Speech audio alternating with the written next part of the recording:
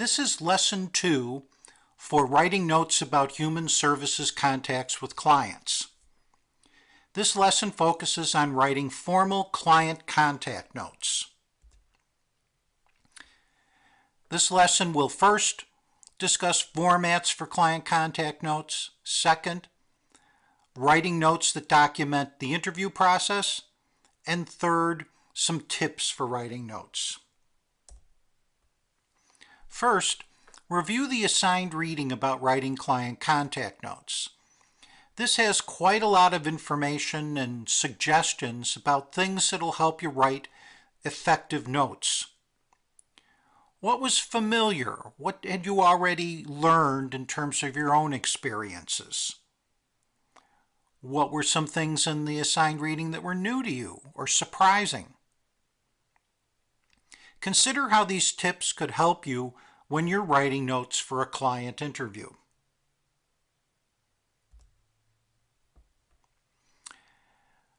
There are a number of formats for writing client notes depending upon the types of interviews and the categories of information that you want to use and to document.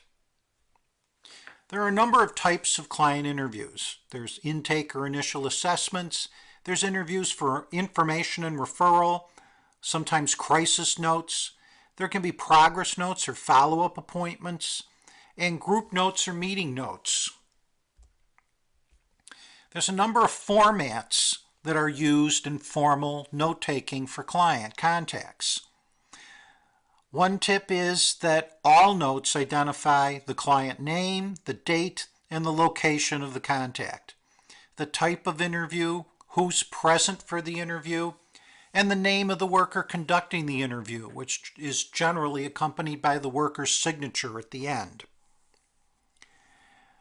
An initial assessment, information referral, and crisis notes also specifically identify the presenting problem, the factors influencing the presenting problem, and they describe the outcome, either an intervention, a referral, or some type of client plan.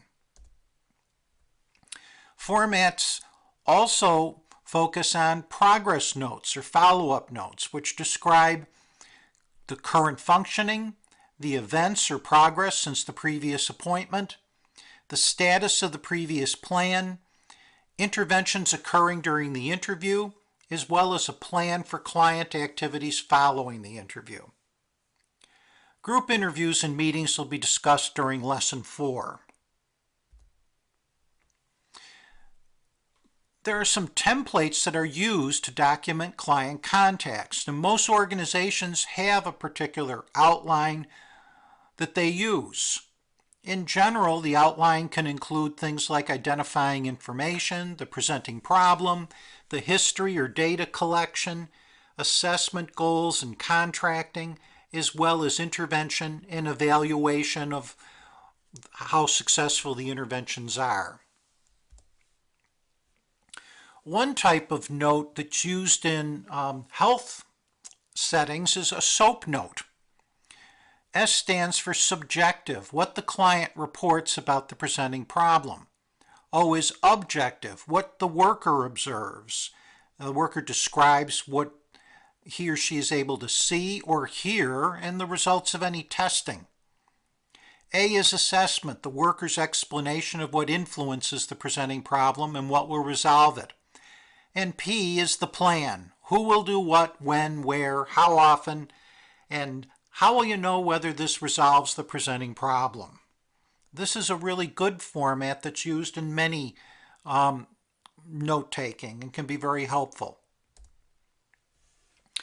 The generic template that will be used in this lesson for an initial assessment interview is the date and location, identifying information, presenting problem, history, assessment, and plan, which has some subheadings, goals and objectives, methods or intervention, and evaluation.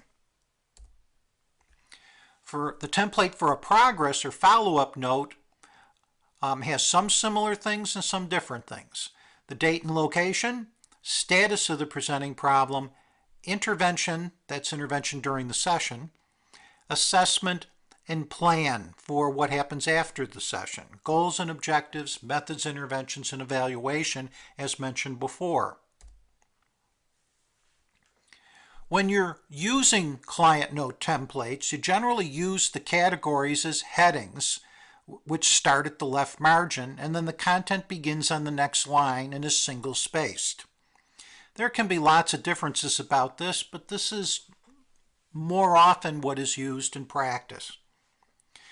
You tend not to use additional subheadings. And you try to organize information in each of the categories by using separate paragraphs for each topic. And you introduce the topic in the first sentence of each paragraph. For example, you would use paragraphs in the history section to organize content like this. The first paragraph may be, client reported that she has periods of intense anxiety almost every day, and give additional details. This focuses on the client's description of the presenting problem. The next paragraph is, she stated that she and her daughter live with the client's mother, and go on with more details. This discusses the client's current living circumstances. The third paragraph starts with, client works as a secretary at, with further details, and this describes the client's work situation. Finally, a paragraph that says, client stated that she has a best friend who is very supportive, and then gives more detail about that, talks about the client's socialization and daily activities, as well as possible resources that she has to help her deal with this particular problem. By organizing these details together in individual paragraphs, it makes it very easy to see, what do I know about the different factors of history that are related to the presenting problem? Do I know enough about her current living circumstances? Do I know enough about how work may influence her anxiety? Do I know enough about the resources that she has? Because they're all combined in separate paragraphs, and it's a lot easier when you're reviewing the note to be able to see each particular category and check, oh, I need to have more detail on that category. Formats and templates also help you document the interview process. They have a logical sequence, they show evidence for assessment, and they explain your choice of intervention. Client notes subjectively describe the person, the client, the problem or the challenge, the influencing factors, and the goal of the person or client. This data provides the evidence for the worker's assessment of what happens that causes or maintains the presenting problem, and what could be used to help resolve the presenting problem. The interventions are then based upon this data and on the worker's assessment, as well as the client's goal about what they want to have happen regarding this particular presenting problem. Note that a client contact note template actually exemplifies this process. First, you identify the client. Second, you describe the presenting problem. Third, you state what the client says about the presenting problem and what may influence it. 4, based on the client's answers to the worker's questions, the worker hypothesizes what causes or maintains the presenting problem and what may resolve it. Finally, the goal, the intervention, the specific objectives, and the evaluation of success are based upon the data and the worker's assessment, so that everything sequences, it flows from one to the other, and the note really describes how that process occurs. A well-written note actually explains all the process that a worker uses to identify what is happening with a client and what should be done. Here's some tips for writing client notes in terms of how to write them, how you organize them, and how you document the treatment process. Effective note writing is objective when you're describing what the client says and does. Again, you want to use language that describes what you can see and hear, not what you can guess. Use professional language except when you're quoting a client.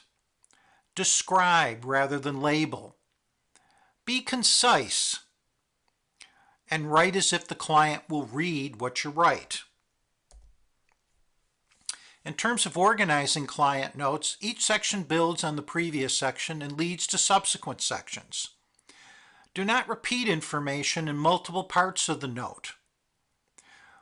When you're writing the assessment section, refer to information written in history, but don't just restate it. For example, don't repeat statements such as the client said that she was having difficulty falling asleep, was not interested in eating, had stopped going out with friends, and was feeling depressed. Although this does summarize what's going on with the client, it actually just repeats what's in the data that you collected that the client presented, rather than clearly describing what the worker thinks is happening. So in the assessment section, you would refer to statements from the history section, but as evidence for the client's evaluation about what's going on. For example, client's difficulties with sleep, appetite, and social isolation suggest that she's feeling depressed. So the worker says it sounds like she's feeling depressed, and referring to the information collected in the history section about sleep problems, appetite problems, and social problems.